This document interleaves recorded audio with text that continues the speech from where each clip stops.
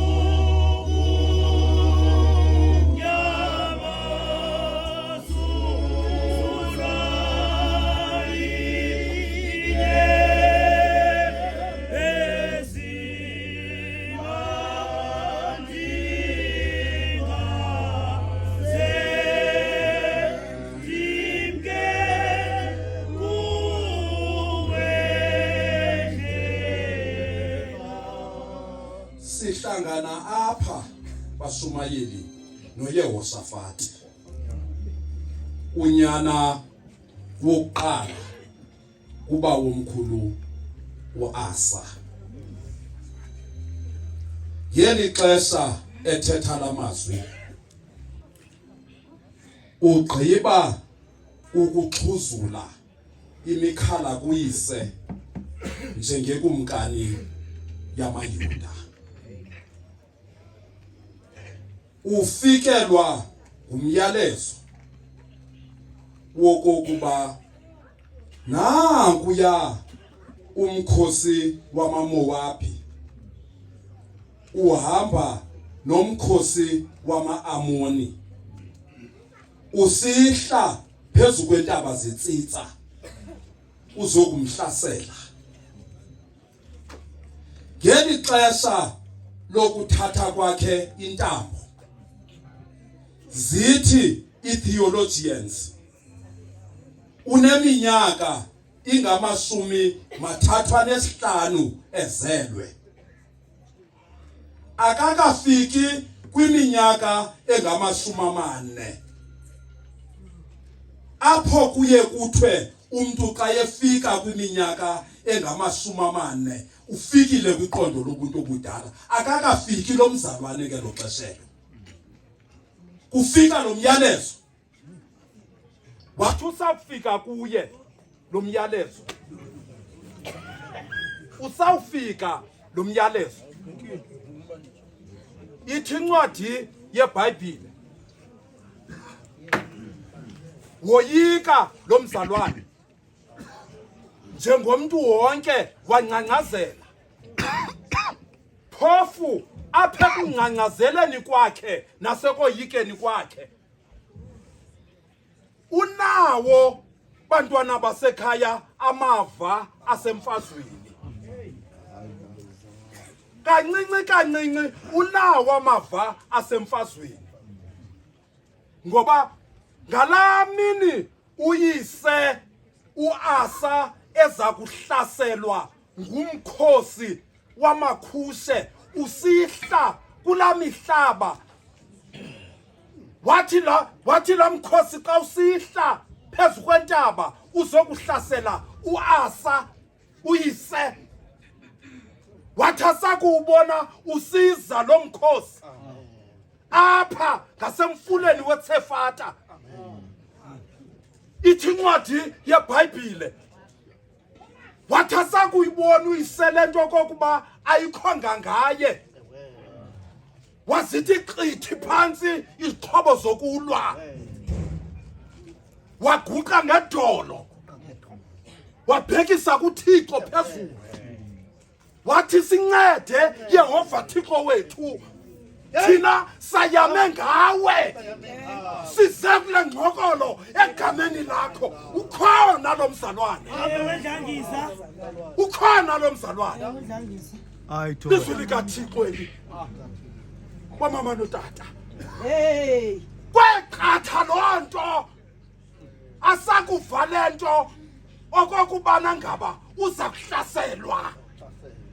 Umkhosi wama-Amoni usiza, wakhumbula amazwi kayise. Uyise sewalala kwabandayo, wakhumbula kokuba ngasemfuleni weTsefata uyise wathi asakuguqa ngedolo wamphendula uThixo, wabhekisa kuThixo, naye wathi asinamandla wokumelana nale ngxokolo inkulu isizelayo. Asazi sawuthini na, kodwa pha kungazini kwethu amehlo ethu awekho kwenye indawo. Mehlo ethu awekho kwenye indawo. Khamenda lapha ekhaya, ndivumeleni mani, ndithathe iBhayibhile ndiyizise apha kwi-present context yangoku apha kweli khaya. Ndivumeleni mani, for kwamazokwana mfondini, ndinixelela okokuba nilusapho lakwaBhukula, nina ngokunokwenu aninawo amandla okumelana nevumba lokufa. Nina ngokunokwenu aninawo lo mandla. Into eningenayo kukujongana nevumba lokufa. Kodwa into emaniyenze, thathana amehlo enu niwajongise kuThixo phezulu, ngoba ngokunokwenu aninawo amandla okujongana nevumba lokufa. Mhlawumbi mfowabo kaMakhandile, for argument's sake, abantu belikhaya, ndivumele ndithi mhlawumbi baza kuthi fuwasekapa uthi masijongisa amehlo ethu kuThixo njani, siza kuwajongisa njani amehlo ethu kuThixo kodwa uThixo uvumela ukufa kwemkanentsika emsiyabulela. Siza kuwathatha njani amehlo ethu siwajongise kulo Thixo? Siza kuwathatha njani? Kambe bazibuza lo mibuzo okokubana ngaba siza kuwathatha njani amehlo ethu siwajongise kuThixo. Siyavuma Shumayeli waseKapa okokubana ngaba lo Thixo unguThixo okho kwindawo zonke, okokubana ngaba ukho kwindawo zonke. Uvuma njani lo Thixo? Uyenza njani lo Thixo? Uyenza njani lo Thixo? Into yokokubana ngaba makavumela intsika enibhalanse ngayo, okokubana ngaba mayinduluka apha kweli lizwe nishiyeke nibhekabheka. Uyenza njani uThixo loo nto leyo? Sizawathatha njani amehlo ethu siwajongise kulo Thixo njalo? Kodwa sifumana impendulo madoda komnye umbhali xa sithi njengoko iJerusalem ijikelezwe zintaba, owethu uThixo ubajikelezile abantu bakhe. Unijikelezile uThixo, unijikelezile uThixo. Let alone into yomgawuka kuzabulela. Thathana amehlo enu niwajongise kuThixo. Lisakusishiya ithemba kugqithe nezihlobo, nikayeke esithubeni nihambe nayo. Sawukhela kuwe Nkosi, nyana kaThixo sife, nyana kaThixo sife. Zenenze loo nto bantwana belikhaya, zenenze loo nto sapho lakwaBhukula, zenenze loo nto.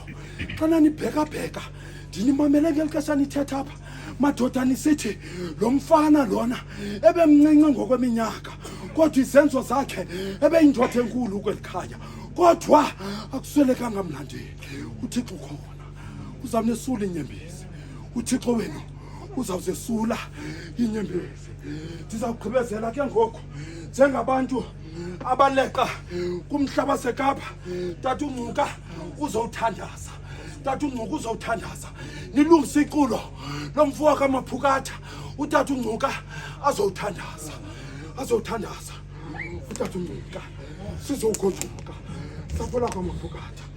Uyabona phaya ekhaya, yazi phaya ekhaya ndinodade wethu phaya ekhaya, untombi yokuqala neyokugqibela phaya ekhaya. Wendele kwezilali zenu khona ilale kuthiwa kusezigubudweni apha. Intombi yokuqala neyokugqibela yasekhaya uNomtha yendele phaa. Intombi yasekhaya yakhe yenza isimanga phaya ekhaya yokubheka edamini, yabuya namanzi intombi yasekhaya namanzi edamini, yafika yathi qithi elibhaketha apha etafuleni. Umama kulaa ndlu ngaphayana uzolile ulinde udade wethu okokubana ngaba uzawuthi azisiti apha endlini enkulu. Asinamandla thina okumelana nale ngxokolo inkulu sizelayo, kodwa sazi okokubana ngaba sizawuthini na. Kodwa Nkosi, awethu amehlo awekho kwenye indawo, awethu amehlo akuwe. Rhamenta kwaBhukula wafika umama wabuza kuNomtha emnyango, wabuza kuNomtha okokubana ngaba Nomtha ndawuphunga nini na. Yathi impendulo kadadewethu emphendula umama ejonge ebhakethini. Rhamenta ngcwele kaThixo wathi la manzi anonojubalala, ndijonge la manzi mama ndinawukwazi okokubana ngaba ndikwenzela iti ngoba la manzi anonojubalala. Yathi intombi yakwaTshesi esizalayo, Nomtha sukundiphendula ujonge ebhakethini, jonga kum ndiza kunika icebo. Rhamenta kwaBhukula susana amehlo yekufeni, jongani kuThixo. uThixo uza kuninika impendulo okokubana ngaba aniyazi loo nto. buzani kuYesu, buzani kuYesu endleleni ebheke eCalvary. Bantwana bakabawo asakulithatha elakhe ithemba waliphosa kuThixo, zilila intombi zaseJerusalem zimlilela, waguquka wathatha amehlo akhe wabajongisa kuThixo phezulu. Ithi incwadi emhlophe kaThixo wavela uSimoni waseKirena wamthwalisa umnqamlezo. Bantwana bakabawo wabheka phezu kwentaba eCalvary, wathi asawufika phezu kwentaba eCalvary umuntu wathatha amehlo akhe wawabhekisa kuThixo. Lawukrazuka ikhuseleko lengcwele, babuya umva abayetheni ebebemke naye bathi siyangqina okokubana ngaba inene yibe nguye unyana kaThixo ngoYesu Kristu inkosi yethu. Amen.